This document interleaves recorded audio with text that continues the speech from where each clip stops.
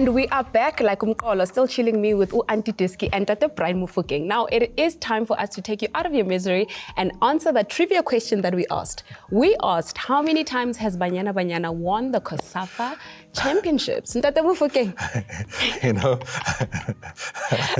I get worried how I'm just looking at these answers, ne?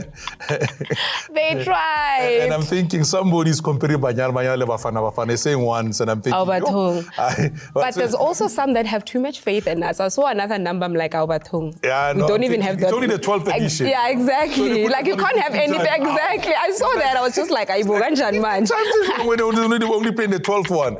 Let's not expose people. I'll say 7. Seven. The first one, 2002, was when they won it. Desiree Ellis was captain of that side, by the way. Ooh. In 2002. 2004.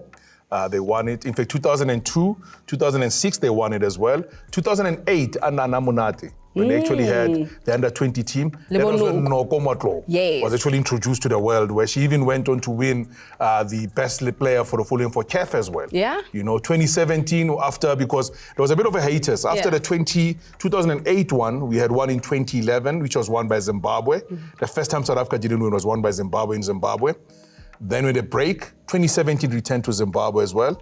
Desiree Ellis as the coach then for the first time. Yeah. 2017, 18 and 19 and 20. 4 in a row for Desiree Ellis, winning the COSAFA that time. It's been 7 times. 7 times, and I miss those days. I miss those days when we just knew but some of them you're not even. I mean, couple 2002, don't Jessica. Expose my age. Don't do that. I'm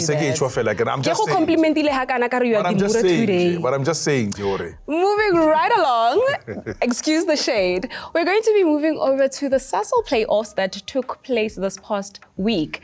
Phenomenal playoffs, to be quite honest with you. And we saw now the promotion of 2 teams, being UCT and Ezemvelo.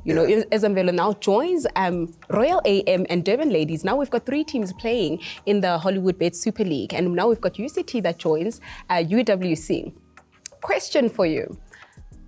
Now seeing that UCT is the 6th team to make it into the senior women's league, what does that say about university football? Because we've seen some, victory stories. We see what TUT Matsatsansa has done before. We've seen Tuks coming and cementing themselves. UJ is contending to be top 3.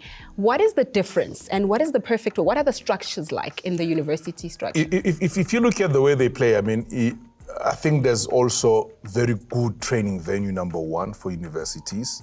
That's the first thing. Yes, facilities. Facilities are the best thing that they have. UCTs, everybody has the best facilities around. I wouldn't be surprised, because I've also seen Stellies are pushing very hard for their team to start, campaigning and containing and doing well in the Western Cape. Yeah. So that's very important. People don't know, because there's teams in the Hollywood-based team that are training on a 5-a-side pitch, AstroTurf and those kind of things, and a local ground. Like it plays a huge role in terms of your performance. So that's a big one that you're mentioning. It is number 1. That's the first thing. Number 2, varsity kids are not. Don't worry, like you find for people who are looking for employment. So 2 different things.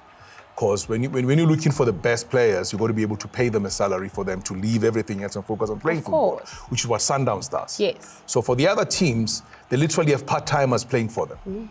Because now if a team has to play away, Jessica cannot travel because Jessica's got 9 to 5. I cannot leave. There's no leave available.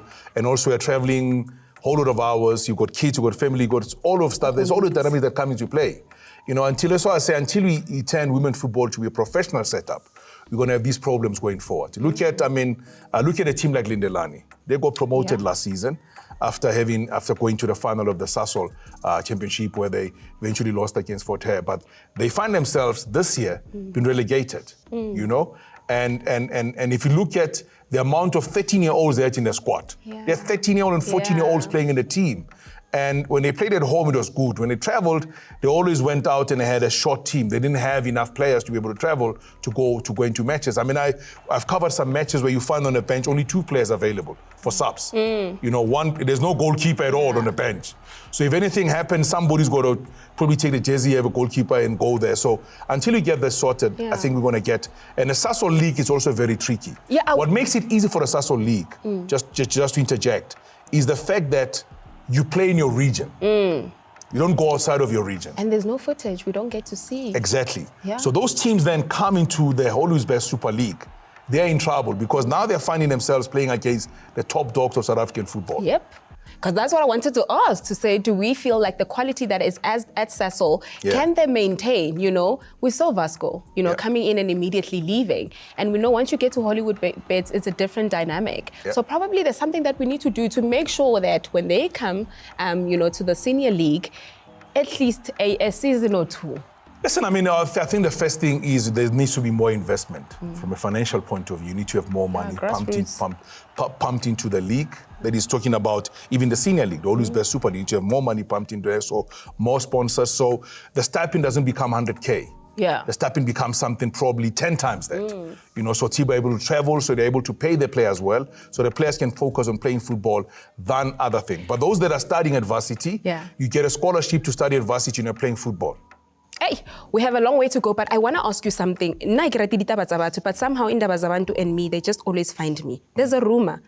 Last year, SAFA released a press that said something about 18 teams. You know, there was a conversation about the foreign players, no foreign goalkeeper. There was the conversation that said there'll be 18 teams. Do you know if that's true or not? And if it is true, what's your take on it? If I say something, I'll be cancelled. No. Why do you want me to cancel I get that 500K. No, why do you want me to cancel me then? You get away with a lot. For me, if you ask me honestly, I don't think we're ready for an 18-team league. If you're struggling with the 16 already now, where some teams can't even pitch because of issues around money, what are you going to do with 18? How are you going to be able to look after the 18 teams? So for me, at the moment I'm sitting, I believe that probably we rushed to get to 16 even.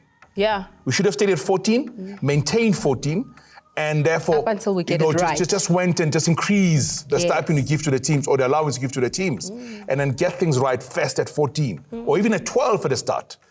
At 12, do things right at 12, then you can only extend when you know that you're sorted and you got enough sponsors to run around. At the moment, going 18, I also disagree. I love the 12, Nami and Dizi, because we're just going to be seeing a lot of team. And already people don't watch women's games because team. Now you are just bringing teams. But the team one is unfair, whatever. Oh, but I'm just saying that's what the people are saying, not me. You know me, I'll be there at the stadium shouting and, you know, celebrating.